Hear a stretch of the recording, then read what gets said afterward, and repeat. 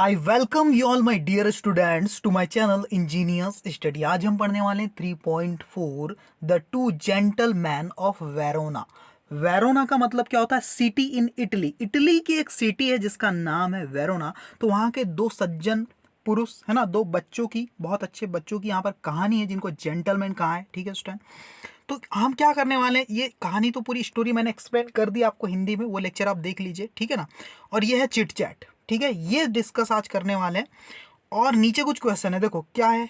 ये क्वेश्चन भी मैं चिट चैट के बाद आपको पढ़ के फिर एक्सप्लेन कर दूंगा। ठीक है स्टूडेंट, तो सबसे पहले हम क्या कर लेते हैं, चिट चैट वाला पोर्शन कंप्लीट कर लेते हैं। ठीक है स्टूडेंट, तो चलो, जैसा कि आप देख पा रहे हैं स्टूडेंट, है ना, यहाँ पर चिट चैट के कुछ क्वेश्चन है, उनको हम समझते हैं। ठीक है ना, रिटर्न में तो आंसर सब मिल ही जाता है, यहाँ समझना ज़्यादा इंपॉर्टेंट। ठीक है, तो पहला क्वेश्चन क्या है स्टूडेंट, देखो, what is your favourite pass time. Pass time क्या होता है स्टूडेंट? जब आप बोर होते हैं तो जो आप करते हैं वो आपका पास टाइम होता है। जैसे बोरियत में आप क्रिकेट खेल रहे हैं तो cricket is your pass time. आप कोई बुक पढ़ रहे हैं तो book reading is your pass time. ठीक है ना, तो बोरियत को दूर भगाने के लिए जो काम करते हैं आपको, वो आपका पास टाइम होता है। ठीक है ना, फन होता है, प्ले होता है। ठीक है, तो reading books is my favourite pass time. ठीक है, तो आप क्या करेंगे, रीडिंग बुक्स लिख देंगे। सेकेंड क्वेश्चन है, do you read books for entertainment. क्या आप एंटरटेनमेंट के लिए, मनोरंजन के लिए किताबें पढ़ते हैं? Yes, and to get some thoughts, ideas and inspiration. देखो स्टूडेंट, जब आप इंटरटेनमेंट की जरूरत पड़ती है तो हम किताबें पढ़ते हैं, and to get some ideas, और उससे हमें कुछ आइडियाज भी मिलते हैं, थॉट्स मिलते हैं, अच्छे अच्छे विचार सीखने मिलते हैं, आइडिया मिलते हैं, और इंस्पिरेशन भी मिलती है। ठीक है, कुछ सीखने की क्षमता आती है उसमें। ठीक है, मोटिवेशन मिलता है। What is your favourite story, poem या बुक। आपकी कोई फेवरेट स्टोरी का नाम बता दो, या पोयम का, या किसी बुक का नाम बता दो। तो हमने यहाँ लिख दिया है चंदोबा। चंदोबा एक फेवरेट बुक है स्टूडेंट। ठीक है ना, जिसमें मराठी में जो कहानियां लिखी होती है, चंदोबा। ठीक है ना। What role do the books on the lives of great people play. What role, क्या रोल प्ले करती द बुक्स, वो किताबें, on the lifes of great people, जो महान लोगों की जिंदगी पर लिखी जाती। लाइफ मतलब जो महान लोग हैं, है ना, उनकी जिंदगी पे, उनकी लाइफ पे जो बुक्स लिखी जाती, वो आपके जीवन में क्या रोल प्ले करती, उसकी क्या इंपॉर्टेंस है। तो आंसर देखो यहां पर, the books on the lives of great people play a very important roll on the minds of the reader. जो रीडर है उसके दिमाग पर एक बहुत ही अच्छा रोल प्ले करती, बहुत अच्छा प्रभाव पड़ता है उसका, है ना, उस बुक का, जो कि ग्रेट पीपल है ना की लाइफ से रिलेटेड होती है उसमें कहानियां। Such books inspire the readers, जो रीडर होते हैं उनको इंस्पायर करती है टू फॉलो देयर पाथ, कि वो भी उन्हीं के रास्ते को अपनाएं, उन्होंने जैसे स्ट्रगल किया वैसे स्ट्रगल करें, है ना, and work hard to achieve success and glory. और वो क्या करे, वर्क हार्ड करे, कड़ी मेहनत करे, जिससे वो अचीव कर पाए सक्सेस और ग्लोरी। ग्लोरी मतलब सम्मान भी पा सके। ठीक है ना। How can we decide if a story is average, good और एक्सीलेंट। ठीक है ना, कोई स्टोरी आपने पढ़ा है वो एवरेज है, उससे भी अच्छी यानी कि गुड है, या बहुत अच्छी मतलब एक्सीलेंट है, कैसे डिसाइड होता है ये। आंसर देखो, we can decide the quality of the book from its plot, presentation and the message it carries है ना।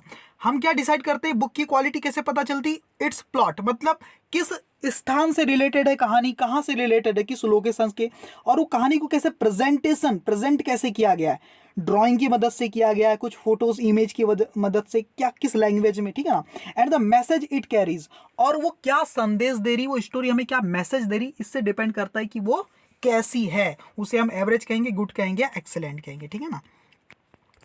Decide upon a favourite a book in the following details as many as possible. ठीक है, अब देखो ये जो चीज है ना, ये चीज मैं बुक से पहले समझा देता हूं आपको, फिर यहां पर आएंगे ना। अभी चिट चैट मैंने आपके लिए खत्म कर दिया। ठीक है, आगे देखते हैं क्या कुछ है। चिट चैट के क्वेश्चन हो गए स्टूडेंट, आगे देखते हैं अब बुक रिव्यू क्या होता है। बुक रिव्यू, आपने मूवी का भी तो रिव्यू देखा होगा, है ना, जब टॉकीज से ऑडियंस निकलती है बाहर, है ना, व्यूवर जो ऑडियंस है वो जब बाहर निकलती तो उनसे पूछा जाता है मूवी कैसी लगी आपको, तो बताते हैं कि इसमें ये हीरो था, ये ऐसा था, वैसा था, अच्छी लगी, जो भी है। तो रिव्यू है ना, वैसे ही आपको कोई बोलेगा कि ये जो बुक है ये कैसी, इसका रिव्यू तो देना हमको।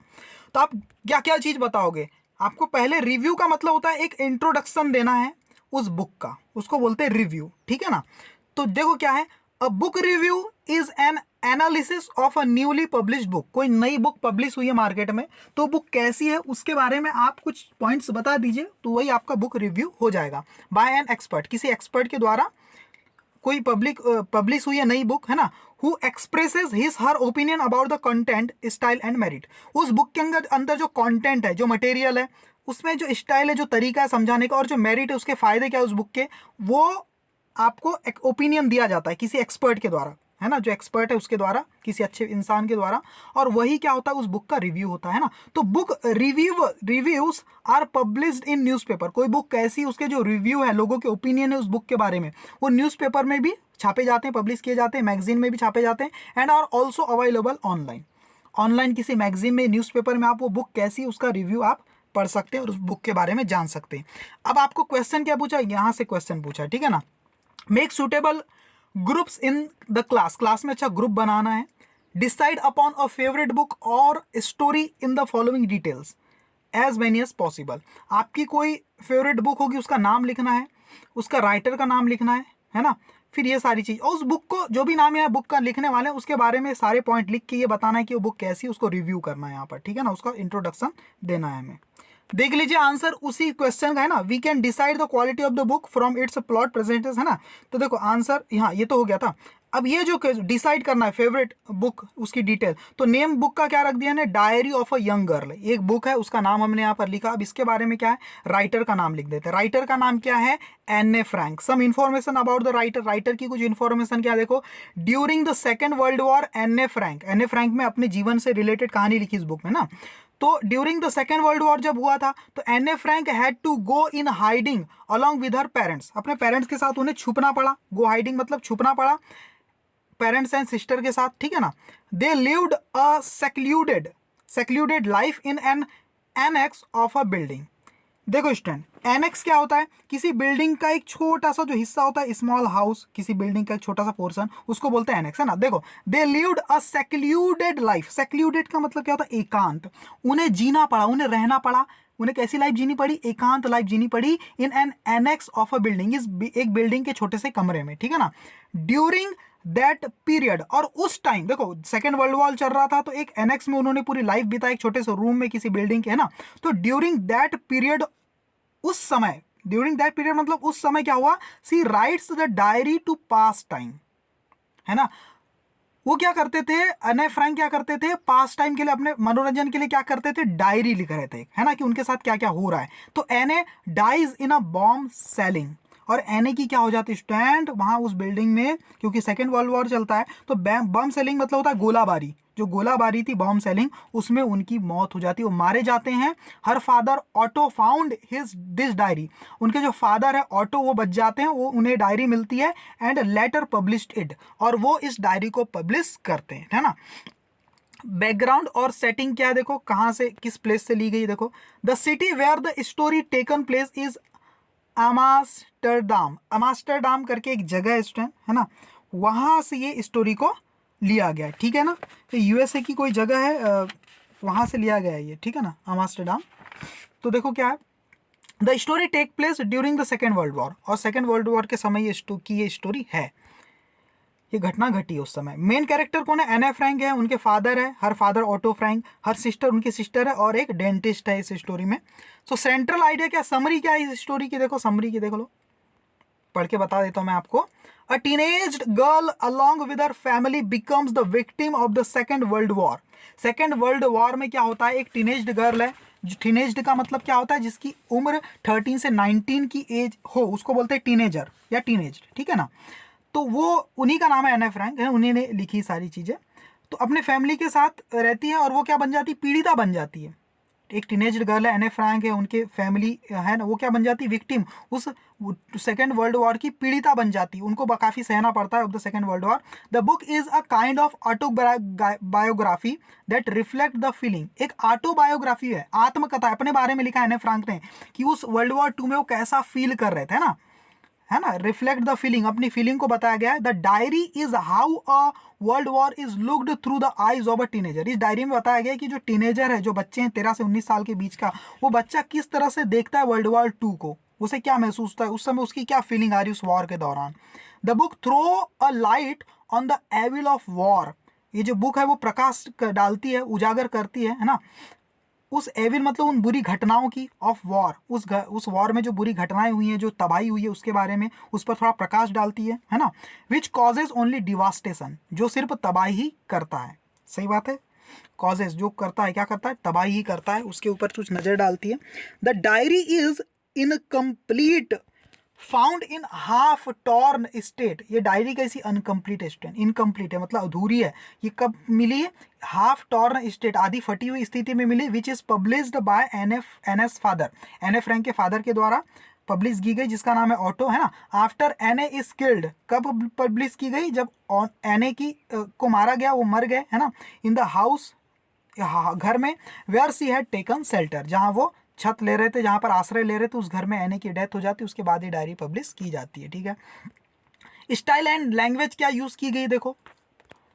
The book is a diary, ये बुक एक डायरी है, written by a young girl. So there are one notes and remarks, यहाँ पर नोट्स है और रिमार्क्स है, मतलब बस एक नोट्स टाइप में लिखा हुआ है, नोट्स बनी हुई है, कुछ रिमार्क्स है, कुछ काम की बातें हैं। The language is simple, language काफी सिंपल एंड इजिली अंडरस्टैंड, आसानी से समझ में आने वाली है, बाय द रीडर्स, रीडर्स को ऑफ एवरी एज, हर उम्र के रीडर को अच्छे से समझ में आ जाएगी। ड्रॉबैक क्या है इसके, मतलब जो खामियां हैं, कुछ कमियां हैं। There is drawback of continuity of events and thoughts, यहाँ पर जो इवेंट्स है स्टूडेंट, उसकी कंटिन्यूटी में थोड़े से ड्रॉबैक है, बहुत अच्छे से वो कंटिन्यू नहीं कर पाए हैं इवेंट्स को, ठीक है ना।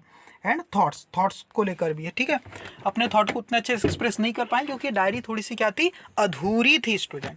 ठीक है, इतना तो क्लियर हो गया होगा आपको। ठीक है, आगे देखते हैं क्या कुछ हम सीखने वाले हैं। कंक्लूजन, हाँ कंक्लूजन देखो क्या है।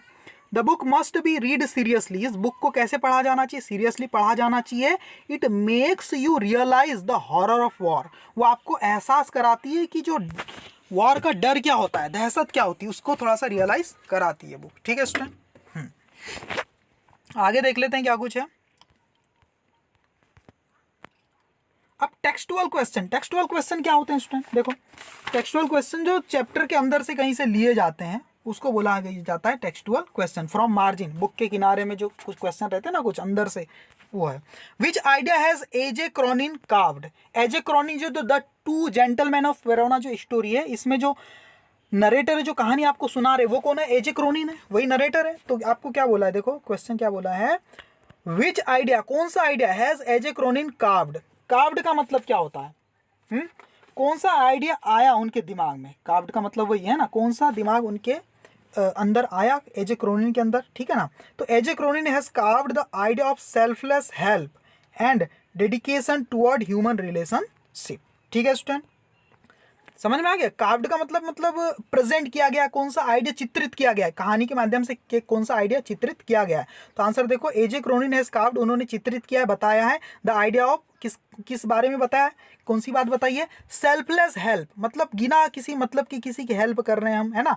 एंड डेडिकेशन, और जो जुनून है, टुवर्ड्स ह्यूमन रिलेशनशिप, मतलब कोई ह्यूमन रिलेशनशिप, मतलब कोई भाई बहन है आपस में, है ना, उनके बीच कितना आत्मीय प्रेम है ना, कितना डेडिकेशन है, कितना जुनून है एक दूसरे की हेल्प करने का। तो इसी आइडिया को यहाँ पर शो करने की कोशिश की गई है।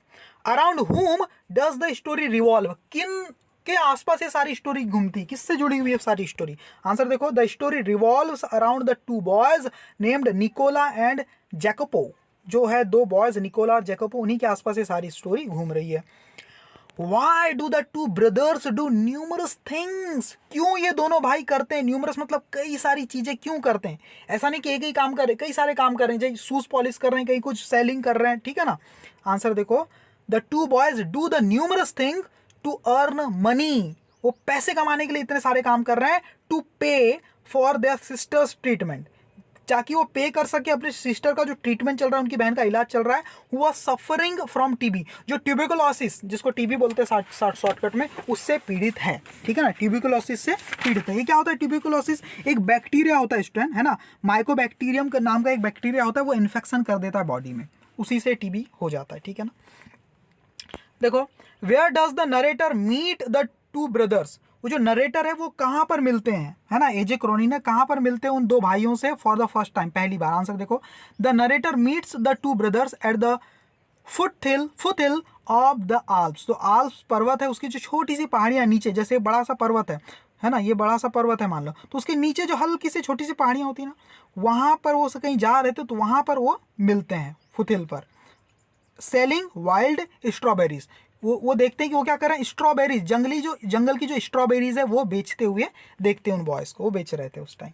आंसर देखो, अगला क्वेश्चन देखो, ये क्वेश्चन क्या है, व्हाट क्रिएटेड इंटीमेसी। इंटीमेसी का मतलब होता है आत्मीयता, प्रेम, लगाव, लगाव, है ना।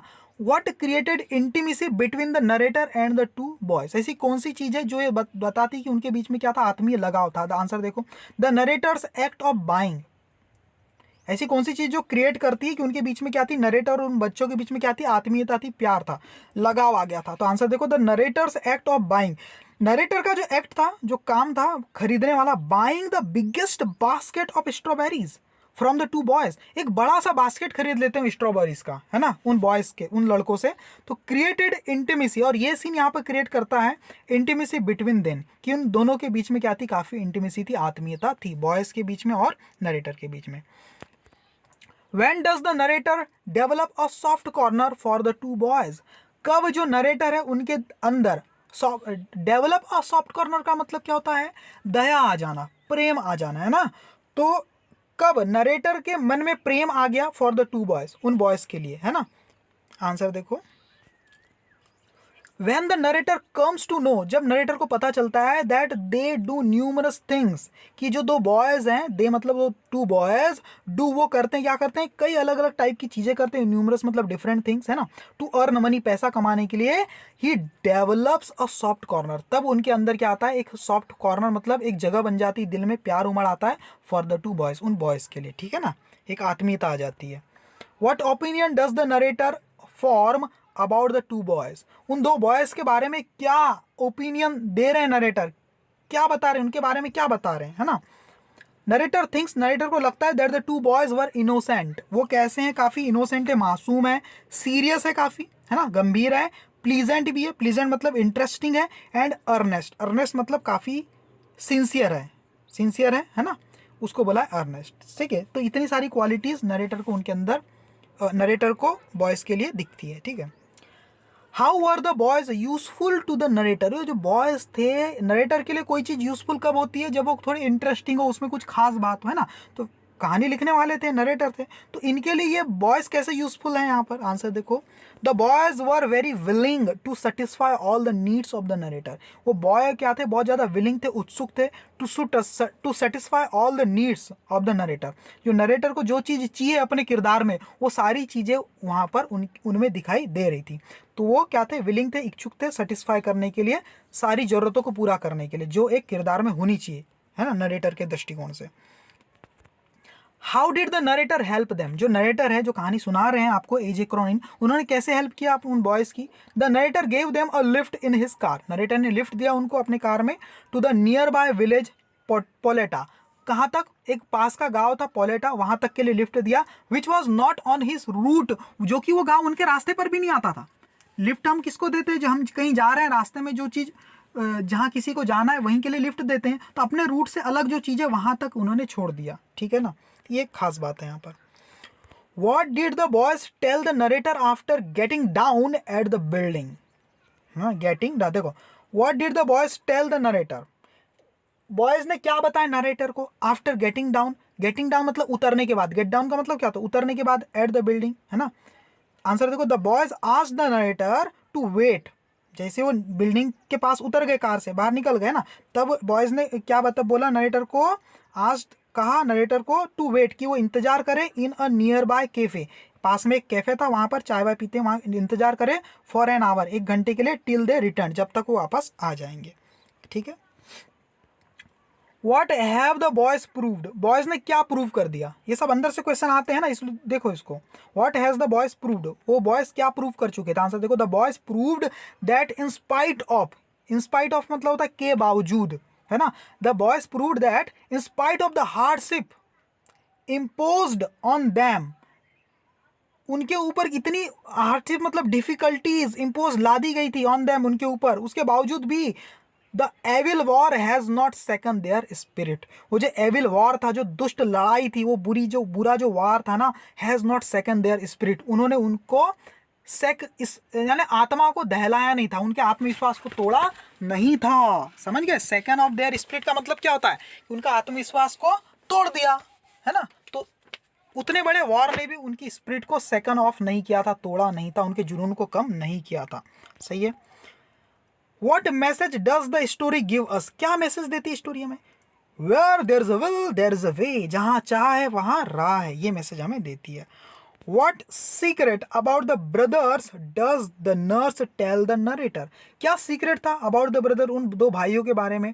डज द नर्स टेल, जो नर्स बताती है नरेटर को, नर्स नरेटर को कौन सा सीक्रेट बताती है उन दो बॉयज के बारे में? आंसर देखो, the nurse tells the narrator about the two boys that, की नर्स बताती है ना, नरेटर को उन टू बॉयज के बारे में कि that they had lost their father and home in the war, कि उन्होंने अपने पापा को, अपने घर को क्या कर दिया? खो दिया है लड़ाई में।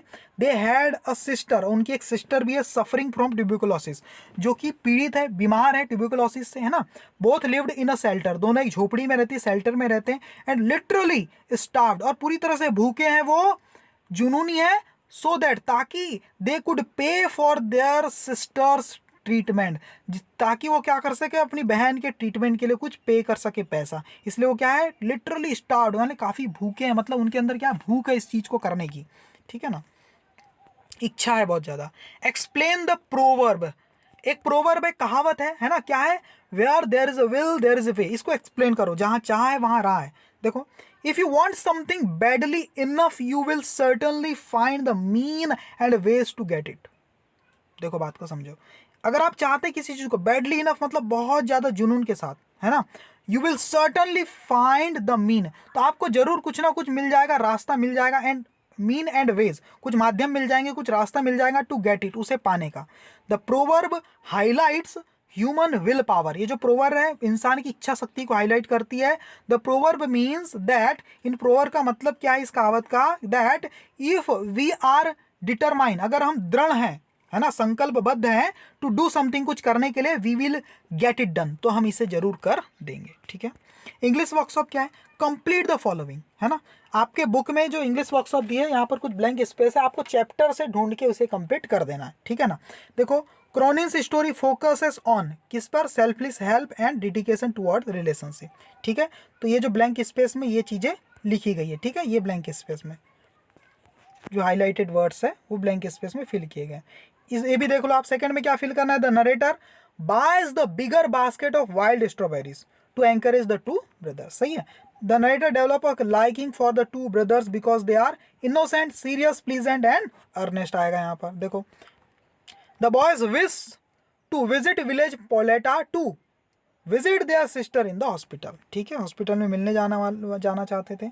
सो one can conclude from the story that where there is a will there is a way, which mean if we are determined to get anything we will definitely find a way to get it। समझ गया? अगर हम determined है, सुदृढ़ है, to get anything, कुछ चीज़ को पाने के लिए, तो we will definitely find a way to get it, तो हमें जरूर कोई ना कोई रास्ता मिल जाएगा जिससे कि हम उसे प्राप्त कर सके। सॉल्व द पजल बोला है, तो पहले मैं क्वेश्चन आपको दिखा देता हूँ, फिर यहाँ पर आंसर तो लिखा ही हुआ है, ठीक है। ये जो पजल है स्टूडेंट, सॉल्व द पजल, इसे पहले समझ लेते हैं, फिर आंसर तो मैं आपको बता ही दूंगा डायरेक्ट, है ना। Solve the puzzle of words from the text, the clue are given below. आपको क्या करना है?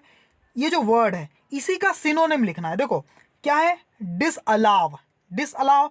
अब ये पहले नंबर पे डिसअलाव लिखा है, तो पहला नंबर ये है, तो यहाँ से एफ से ऐसा एक वर्ड आपको ढूंढना है जिसके बीच में आर भी आता है, जो डिसअलाव का ही क्या है? सिनोनिम है, ठीक है ना। मेक नोन, जो ज्ञात हो, है ना, जो ज्ञात हो, है ना। मेक नोन मतलब किसी को कोई चीज बता देना, राज को ओपन कर देना, कुछ सीक्रेट को, उसको बोलते हैं मेक नोन। तो यहाँ पे सेकंड नंबर पे मेक नोन है, तो यहाँ सेकंड 2 लिखा हुआ है, तो आर से एक ऐसा वर्ड लिखना है, जैसे रिवील होता है ना, हाँ, रिवील का मतलब भी मेक नोन होता है, किसी को कोई चीज बता देना। तो वही अनएक्सपेक्टेड मीटिंग को क्या बोलते हैं? तीसरे नंबर से ई से स्टार्ट होकर यहाँ पर आएगा, ठीक है ना। ये सब जो है सिंसियर, लुक लाइक, एक जैसा दिखना को रिजेंबल बोलते हैं। ये सारी चीज़ मैं आपको बता देता हूँ, आप उन वर्ड्स को सीधे फिर फिल कैसे करना है समझ में आ गया आपको, ठीक है। तो चलो मैं वर्ड्स बता देता हूँ आपको सीधे, ठीक है। ओके स्टूडेंट, पहले नंबर में आपको क्या लिखना है? डिसअलाउ। डिसअलाउ वाले में क्या लिखना है? Solve the puzzle. फॉरबिट लिखना है, पहले वाले में तो फॉरबिट लिखना है, ठीक है। चलो मैं आपको बता देता हूँ अभी। हाँ ये आंसर, ये है, ठीक है। पजल का आंसर दिया आपके सामने, दिख रहा है ना, ठीक है। हाँ, डिसअलाउ मतलब मना करना, फॉरबिट यानी भी मना होता है। मैक्नोन मतलब कोई बात को उजागर कर देना, तो रिवील का मतलब भी वही होता है ना। प्लीजेंट मतलब शांत, तो फोर्थ वाले में दिया हुआ है giving pleasure to the mind, feeling और सेंस इंजॉयबल, उसको क्या बोलते हैं, प्लीजेंट, ठीक है। यहाँ पर उसका ये क्या लिखा हुआ है, एनकाउंटर, नहीं एनकाउंटर, हाँ एनकाउंटर। एनकाउंटर देखो, एनकाउंटर थर्ड में लिखा, थर्ड में क्या है, अनएक्सपेक्टेड मीटिंग, उसको क्या बोलते हैं, एनकाउंटर, अचानक किसी से मिल जाना। रिजेंबल का मतलब होता है एक जैसे दिखना, लुक लाइक। और यहाँ पर अर्नेस्ट का मतलब होता है सिंसियर, ठीक है, फिफ्थ नंबर पे, समझ गए। तो सिनोनिम ही फिल करना था। अब क्या देख रहे थे बच्चों, हाँ अब क्वेश्चन आंसर है, थोड़े से क्वेश्चन 5 क्वेश्चन है, देखो क्या है, पेज नंबर देखो 72 में दिया हुआ है। What illness did the sister suffer from, कौन सी इलनेस से जूझ रही थी वो सिस्टर, है ना, किस समस्या से पीड़ित थी, किस बीमारी से। आंसर देखो, द सिस्टर सफर्ड फ्रॉम मतलब जूझ रही थी, किससे, ट्यूबरकुलोसिस, ठीक है ना। What surprised the narrator when, what surprised, कौन सी चीज थी जिसने सरप्राइज कर दिया किसको, नरेटर को, when he saw the brother the second time, ऐसी कौन सी चीज थी, व्हाट मतलब किसने सरप्राइज कर दिया नरेटर को, कौन सी चीज ने, जब उन्होंने देखा उन ब्रदर को दूसरी बार। आंसर देखो, when the narrator saw the brothers the second time he was surprised to find, वो सरप्राइज था ये देखकर, टू फाइंड मतलब ये देखकर कि the two boys shining the shoes in the public square, एक चौराहे पर, पब्लिक स्क्वायर मतलब चौराहे पर क्या कर रहे हैं, जूते पॉलिश कर रहे हैं, साइनिंग शूज मतलब जूतों को चमका रहे हैं, पॉलिश कर रहे हैं, इस बात को देखकर वो सरप्राइज हो गए। What did the narrator find about the boys eight the hospital, what did the narrator find, narrator ने क्या पाया, अबाउट द बॉयज, बॉयज के बारे में क्या पता चला उनको, एट द हॉस्पिटल, हॉस्पिटल में नर्स के थ्रू उन्हें क्या पता चला, देखो, द नरेटर फाउंड, नरेटर ने ये पाया, अबाउट द बॉयज, बॉयज के बारे में ये पाया कि एट द हॉस्पिटल में, दैट कि they were talking a girl who resembles them, narrator को पता चला हॉस्पिटल में, हाँ नर्स से नहीं, डायरेक्ट ही देखा उसने हॉस्पिटल में जब गया, तो जो दो बच्चे हैं, दो बॉयज है, वो क्या कर रहे थे, एक गर्ल से बात कर रहे थे, हु रिजेंबल्ड देम, जो उन्हीं से के जैसी मिलती जुलती दिखाई दे रही थी, उन बॉयज के चेहरे पर ही मिलता जुलता चेहरा था, क्यों था, क्योंकि वो गर्ल उनकी बहन ही तो थी, स्ट्रेंथ, ठीक है ना।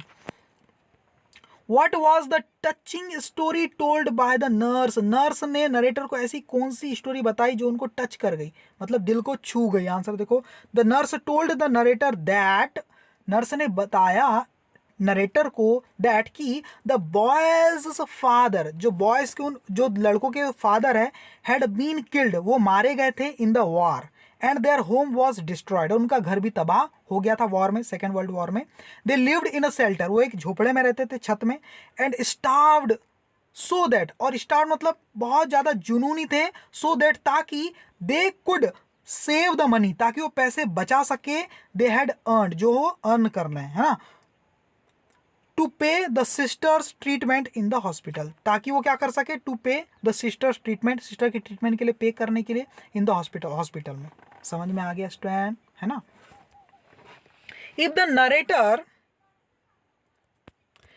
Narrator offered the boys a large amount of cash, would they have accepted it, से व्हाई और व्हाई नॉट। देखो, इफ द नरेटर ऑफर्ड, अगर नरेटर ऑफर करता, देता, उन बॉयज के सामने एक पेशकश रखता, a large amount of cash, जो पैसों का अच्छा बड़ा अमाउंट उनको अगर देता ये नरेटर उन बच्चों को, would they have accepted it, तो क्या वो इसे एक्सेप्ट कर लेते, से व्हाई, बताइए क्यों, और व्हाई नॉट, अगर कर लेते तो क्यों कर लेते, और नहीं तो क्यों नहीं। आंसर देखो, इफ द नरेटर ऑफर्ड, अगर नरेटर ऑफर करता उनको, द बॉयज को, a large amount of cash, है ना, काफी सारा पैसा ऑफर करता, दे would not have accepted it, तो वे इसे स्वीकार नहीं करते, बिकॉज, क्योंकि the boys believed in dignity of labour, labour मतलब होता कड़ी मेहनत के फल पर, डिग्निटी मतलब कड़ी मेहनत के फल पर ही भरोसा करते थे, and they would not live to be obliged by anyone, they would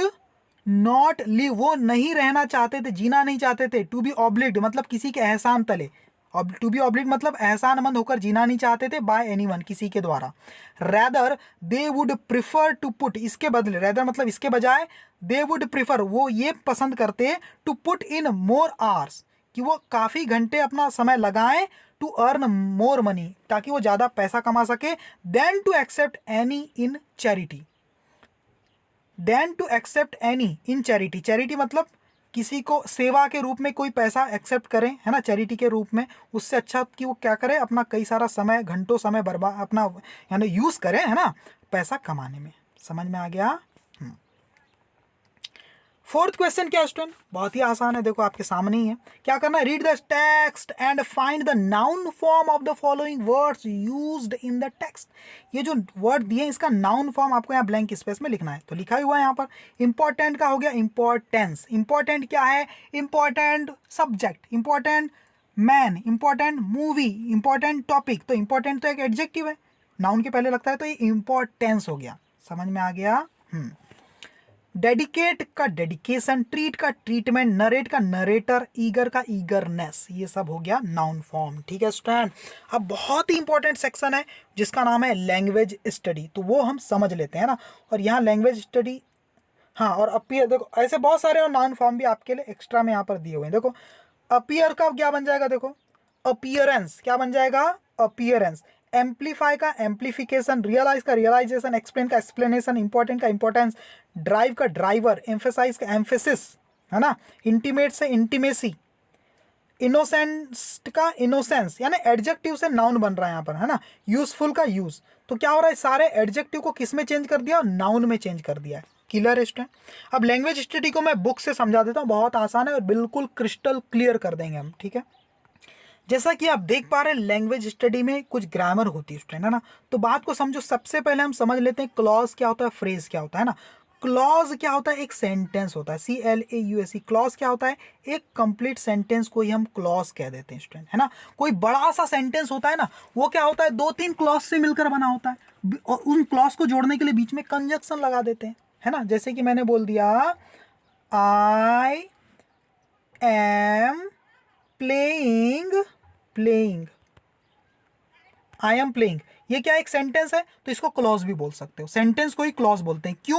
क्योंकि यहाँ एक सब्जेक्ट है आई, एक वर्ब भी तो है, ऑब्जेक्ट हो या ना हो उससे कोई मतलब नहीं। आई एम प्लेइंग क्रिकेट भी लिख सकते, तो क्रिकेट यहाँ पर ऑब्जेक्ट हो जाता, सही है। तो सब्जेक्ट वर्ब का पेयर होना चाहिए। अगर किसी सेंटेंस में एक सब्जेक्ट है, उसकी एक वर्ब है, अगर ये पेयर है सब्जेक्ट और वर्ब का, तो उसको क्या बोल देते हैं हम, सेंटेंस या क्लॉज बोल देते हैं। क्या बोल देते हैं, क्लॉज। क्योंकि सेंटेंस जो होते हैं ना स्टूडेंट, वो 2 या 3 क्लॉज से भी मिलकर बने होते हैं, बड़े बड़े सेंटेंस। समझ में आ गया? तो एक सबसे छोटे सेंटेंस को भी हम क्लॉज कह देते हैं। तो बात को समझो। फ्रेज क्या होता है, जैसे मैंने बोला in the evening, in the morning बोल दिया। इन द मॉर्निंग में कोई सब्जेक्ट है क्या, नहीं है। इन द मॉर्निंग ये प्रीपोजिशन से स्टार्ट हुआ और ये द मॉर्निंग लिखा हुआ है, तो यहाँ कोई सब्जेक्ट नहीं है, कोई वर्ब नहीं है, तो ये क्या है, अधूरा सेंटेंस होता है। ये सेंटेंस नहीं होता, अधूरा सेंटेंस होता है, इसलिए इसको क्लॉज नहीं बोलते, इसको फ्रेज बोल देते हैं। क्या बोल देते हैं, फ्रेज। तो क्लॉज तो पता है आपको क्या होता है, क्लॉज कुछ नहीं, एक सेंटेंस है। अब क्लॉज के टाइप पढ़ने वाले हैं हम। देखो we have already learn that clause is a group of word. हम पहले ही सीख चुके हैं कि क्लॉज क्या है, ग्रुप ऑफ वर्ड्स है दैट हैज़ अ सब्जेक्ट, जिसमें एक सब्जेक्ट होता है, एंड अ वर्ब, एक वर्ब होती है, and is a part of a larger sentence, एक बड़े से सेंटेंस का एक पार्ट होता है क्लॉज। सही बात है, जो कि खुद में भी एक पूरा सेंटेंस होता है। इन द सेंटेंस, अब एक सेंटेंस देखो, we return home when school was over. एक सेंटेंस है, we return home when school was over. There are 2 clause, यहाँ पर 2 क्लॉज है। फर्स्ट क्या है, वी रिटर्न होम, सही है। क्लॉज का मतलब क्या, सेंटेंस का part, we return home. And second part क्या है, व्हेन स्कूल वॉज ओवर। सही बात है। तो ये 2 पार्ट से मिलकर सेंटेंस बना है, 2 क्लॉज से मिलकर सेंटेंस बना हुआ है। अब आप यहाँ देख पा रहे हैं कि एक ऐसा क्लॉज है जो इंडिपेंडेंट है, स्वतंत्र है, जिसको अलग से भी मैं लिख दूं सेंटेंस बना के, तो कोई नहीं बोलेगा कि इसमें कोई दिक्कत है। जैसे मैं लिख दूं we return home, we return home अलग से यहाँ लिख दिया वी रिटर्न होम, और ये इसका जो पोर्शन है व्हेन स्कूल वाज ओवर, ये नहीं लिख रहा हूँ, सिर्फ लिख रहा हूँ वी रिटर्न होम, तो इसका कंप्लीट मीनिंग निकल रहा है। हाँ, हम वापस हो चुके थे घर के लिए, हम वापस, वी रिटर्न होम, हम घर के लिए वापस हो चुके थे, ये तो सेंटेंस है। लेकिन अगर मैं अलग से इस पोर्शन को नहीं लिख रहा हूँ, इसको लिख रहा हूँ व्हेन स्कूल वाज ओवर, जब स्कूल खत्म हुआ तब, तो ये तो अधूरा सेंटेंस जैसे नहीं लग रहा है आपको? व्हेन स्कूल वाज ओवर, अधूरा नहीं लग रहा है? कुछ लग रहा है ना स्टूडेंट? हाँ, तो क्लॉज में ये क्या है? पूरा क्लॉज है, इसको बोलते हैं डिपेंडेंट क्लॉज। इसका स्वतंत्र, इसका पर्टिकुलर मीनिंग निकल रहा है, अकेले के दम पे इसका मीनिंग निकल रहा है। लेकिन इसका अकेले के दम पे कोई मीनिंग नहीं निकल रहा है। इसका मीनिंग कब निकल रहा है? जब इसके साथ ये होता है, तब ये सेकंड वाले का मीनिंग निकल रहा है। तो सेकंड वाला क्या? डिपेंडेंट है स्टूडेंट। इसका पूरा मीनिंग निकालने के लिए पहले वाले क्लॉज पर डिपेंडेंट है सेकंड वाला क्लॉज। इसीलिए जो व्हेन स्कूल वाज ओवर, ये जो क्लॉज है सेकंड वाला, ये क्या है? डिपेंडेंट क्लॉज है, स्वतंत्र नहीं है, परतंत्र है स्टूडेंट। समझ गए? तो डिपेंडेंट क्लॉज को ही क्या बोलते हैं? मेन क्लॉज या प्रिंसिपल क्लॉज बोलते हैं। और जो डिपेंडेंट क्लॉज होता है, जो पहले मेन क्लॉज पर डिपेंड होता है, उसी को बोलते हैं क्या? डिपेंडेंट या सबऑर्डिनेट क्लॉज। जो डिपेंडेंट क्लॉज है उसी को क्या बोलते हैं? Subordinate clause. जो इंडिपेंडेंट क्लॉज है उसी को मेन क्लॉज या प्रिंसिपल क्लॉज बोलते हैं। और ये जो दो क्लॉज को जोड़ता है ना, जो जैसे व्हेन, व्हेन नहीं तो जोड़ा, एक कंजंक्शन का काम कर रहा है ना। देखो, we return home when school was over. तो ये जो व्हेन क्या है यहाँ पर? व्हेन को बोलते हैं स्टूडेंट, इसको बोलते हैं सबऑर्डिनेटर। ये सबऑर्डिनेट क्लॉज को प्रिंसिपल क्लॉज से जो जोड़ता है ना, मेन क्लॉज से, मेन क्लॉज से ये जो डिपेंडेंट क्लॉज जो है ना, सबऑर्डिनेट क्लॉज जब जुड़ता है तो जोड़ने वाला शब्द क्या है? व्हेन। तो व्हेन को क्या बोलते हैं? सबऑर्डिनेटर। क्यों सबऑर्डिनेटर? क्योंकि सबऑर्डिनेट क्लॉज को जोड़ रहा है मेन क्लॉज से, इसलिए व्हेन को क्या बोल दिया? सबऑर्डिनेटर बोल दिया। सही स्टूडेंट? तो आपको कुछ भी नहीं करना है, बहुत आसान है, सीधे एक्सरसाइज कराऊंगा, है ना। थोड़ा बड़ा कर लेते हैं। हाँ, क्या बोला एक्सरसाइज में? बोला क्या वो तो सुन लो। आइडेंटिफाई करना है, पहचानना है आपको। क्या पहचानना है? मेन क्लॉज या प्रिंसिपल क्लॉज या सबऑर्डिनेट क्लॉज। बात को समझो, मेन क्लॉज का हो, प्रिंसिपल क्लॉज का हो या सबऑर्डिनेट क्लॉज का हो, एक ही नाम है, इसी को बोलते हैं, सब एक ही नाम है। And encircle the subordinator, sorry sorry sorry, गलत बोल दिया मैंने। जो मेन क्लॉज या प्रिंसिपल क्लॉज जो होता है, मेन क्लॉज, प्रिंसिपल क्लॉज या इंडिपेंडेंट क्लॉज, ये एक ही होता है। और दूसरा क्या है? सबऑर्डिनेट क्लॉज, जो कि क्या होता है? डिपेंडेंट क्लॉज होता है। दो टाइप के क्लॉज है ना, ये वाला क्लॉज एंड ये वाला क्लॉज। तो ये दो क्लॉज है, इनको क्या करना है? आपको पहचानना है। एंड, समझ में आया? एनसर्कल द सबऑर्डिनेटर, और सर्कल करना है किसको? सबऑर्डिनेटर को। मतलब जो जोड़ने के काम कर रहा है, इस सबऑर्डिनेट क्लॉज को मेन क्लॉज से जोड़ने का जो काम कर रहा है, उसको आपको क्या बोलते हैं? सबऑर्डिनेटर। उसको क्या करना है? सर्कल करना है। समझ में आ गया? तो कुछ नहीं करना है, बहुत आसान है। देखो, द पे, दे पे, दे क्या है? सब्जेक्ट है, पे ये वर्ब है, सब्जेक्ट और वर्ब का एक पेयर बन गया। For their sisters treatment. अब ये कौन सा क्लॉज है? मेन क्लॉज, प्रिंसिपल क्लॉज है, मेन क्लॉज या प्रिंसिपल क्लॉज है, या सबऑर्डिनेट क्लॉज है? कुछ मत करना, इसको अलग से लिख के देखना। इसको अलग से लिखोगे तो इसका मीनिंग निकल रहा है क्या? निकल रहा है। दे पे फॉर देयर सिस्टर्स ट्रीटमेंट, अकेले का भी इसका मीनिंग है, किस पे डिपेंड नहीं है, तो इसी को बोलेंगे हम क्या? प्रिंसिपल क्लॉज या मेन क्लॉज। तो इसको अंडरलाइन करना, और इसके नीचे क्या लिखोगे? Main clause. क्या लिखोगे? इसको अंडरलाइन करना यहाँ तक, और मेन क्लॉज। और दूसरी चीज, और हु को सर्कल कर देना। हु क्या है? आपका सबऑर्डिनेटर है। और ये सफर्स फ्रॉम ट्यूबरक्लोसिस, ये क्या है आपका? हु सफर्स फ्रॉम ट्यूबरक्लोसिस, ये पूरा का पूरा क्या आपका? ये है सबऑर्डिनेट क्लॉज। और सबऑर्डिनेट क्लॉज का ही पार्ट होता है आपका सबऑर्डिनेटर। सबऑर्डिनेटर क्या होता है? सबऑर्डिनेटर क्लॉज का, सबऑर्डिनेट क्लॉज का ही एक मेंबर होता है जो हु।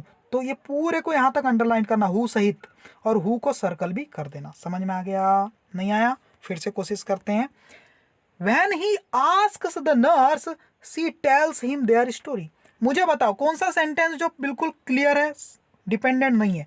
ये है student, she tells him their story. ये क्या आपका प्रिंसिपल क्लॉज है या मेन क्लॉज? इसको अंडरलाइन करके नीचे लिख दोगे मेन क्लॉज, और इसको पूरे को, बाकी बचे वाले को अंडरलाइन करके आप क्या लिखोगे? सबऑर्डिनेट क्लॉज लिखोगे। और सबऑर्डिनेट क्लॉज का ही पार्ट क्या होता है? सबऑर्डिनेटर। तो सबऑर्डिनेट क्लॉज में कौन सा वर्ड जो सबऑर्डिनेटर है वो क्या है? व्हेन। क्या है? व्हेन। समझ में आ गया? व्हेन क्या कर रहा है? जोड़ने की कोशिश कर रहा है ना दो सेंटेंस को। देखो, सी टेल्स हिम देयर स्टोरी और ही आस्क्स द नर्स, इन दोनों को जोड़ने का काम कर रहा है व्हेन। तो व्हेन क्या? सबऑर्डिनेटर है, क्योंकि सबऑर्डिनेटर नेटिंग क्लॉज को जोड़ने का काम कर रहा है। समझ में आ गया? तीसरा क्या है? They have shown that war has not second their spirit. That एक कंजंक्शन का काम कर रहा है कहीं ना कहीं। तो दे हैव सोन, ये खत्म हो गया, वो दिखा चुके थे। That war has not second their spirit, तो बात को समझना। दे हैव सोन क्या है आपका? प्रिंसिपल क्लॉज है, मेन क्लॉज है। ये क्या है? मेन क्लॉज है स्टूडेंट। समझ में आ गया? सही है। और दैट से लेकर यहां तक क्या आपका? ये आपका सबऑर्डिनेट क्लॉज है, जो डिपेंड है, सबऑर्डिनेट है ना, सबऑर्डिनेट क्लॉज है। और सबऑर्डिनेट क्लॉज का ही एक मेंबर होता है जिसको सबऑर्डिनेटर बोलते हैं, वो क्या है, दैट। तो दैट को यहाँ सर्कल कर देना, समझ में आ गया। यहां पर क्या करेंगे, although it doesn't come in the narrator's way he takes them there. तो देखो ही टेक्स देम देयर क्या आपका प्रिंसिपल क्लॉज है, मेन क्लॉज है, ठीक है। और बाकी जो बच गया ये क्या आपका सबऑर्डिनेट क्लॉज है, ये क्या सबऑर्डिनेट क्लॉज है। और सबऑर्डिनेट क्लॉज में ही सबऑर्डिनेटर होता है, जो कि क्या ऑल्दो क्या आपका सबऑर्डिनेटर है। क्लियर है, सारी चीज क्लियर है। अब मैं आपके सामने कुछ एक्सरसाइज, कुछ एक्स्ट्रा क्वेश्चन भी रख देता हूं, जिससे कि आप प्रैक्टिस कर पाएंगे, ठीक है स्टूडेंट। तो आंसर आपके सामने है, मैंने समझा दिया, आंसर आप देख लो, फोटो है ना, स्क्रीनशॉट लेकर के, बस खत्म। ये आंसर देखते जाओ, खत्म करो, ठीक है स्टूडेंट। एक मिनट, अब आंसर आपके सामने दिख रहे हैं स्टूडेंट, है ना, ये सब आप देख लीजिए। अगला पेज मैं आपको दिखा देता हूँ, ये देखो, ठीक है, आंसर दिख पा रहे हैं आपको, है ना। ये अगले पेज में भी ये जो आंसर दिए हुए हैं, सेकंड, थर्ड, फोर्थ, ठीक है। और कुछ एक्स्ट्रा सेंटेंस भी आपके लिए, देखो, इनको आप पहले खुद से करना, फिर आंसर चेक करना, है ना। ये एक्स्ट्रा क्वेश्चन है, और इस पेज में देखो सेकंड, थर्ड, फोर्थ, फिफ्थ, है ना, ये सब एक्स्ट्रा क्वेश्चन है, ठीक है। तो इसको आप बड़ा कर लीजिएगा, स्क्रीनशॉट ले लीजिएगा, ठीक है। देखो ये दिख रहा है, ये है, क्लियर स्टूडेंट, दिख पा रहा है, ओके, खत्म, है ना। अब वर्ल्ड प्ले के ऊपर अलग मैं वीडियो बनाऊंगा। Thank you very much student. अगर पसंद आ रहा है तो प्लीज लाइक कीजिए, चैनल को सब्सक्राइब कीजिए और फैमिली फ्रेंड्स में शेयर कीजिए।